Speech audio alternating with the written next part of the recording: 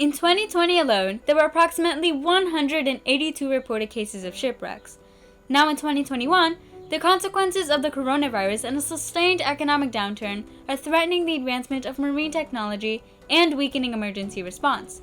So with issues as severe as being lost at sea, how are rescue teams supposed to find the missing? The answer: probability. At first glance, our luck with this situation is just as good as rolling a die. What is the probability that we roll a 4, or 3, or 1? 1/6, right? If the die has already been rolled and there's a definite value attached to it, then we 100% have one value and 0% the others. Accounting for all 6 sides over infinite rolls, that's a fixed probability of 1/6. That is what we call the frequentist theory. Now, if we know an approximate speed and last seen position of the ship, then we can calculate an interval or feasible region. Now zoom in and imagine the space as a grid. Could it be equally possible to find our person in any one of these squares? Not exactly, and we don't have infinite opportunities to test that either. So let's shift our perspective. With dice, if we knew whether or not our value was even, wouldn't we make a better educated prediction? See, the expected value is 3.33, but given the value is even, 1.67, meaning this prior alone cut the number of expected attempts by half. Similarly, if we knew about the weather patterns from that night, we can preemptively establish the likelihood of our person being in certain coordinates.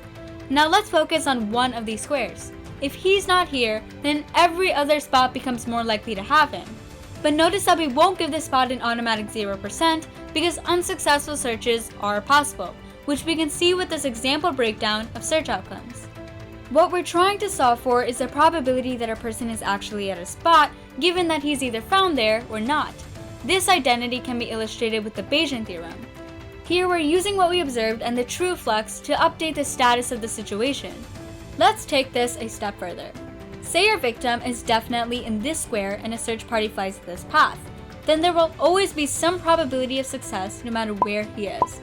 However, the distance will change the further you move, making this a nuanced parameter. So we can integrate the different probabilities of finding him on this track, proving this to be a continuous distribution.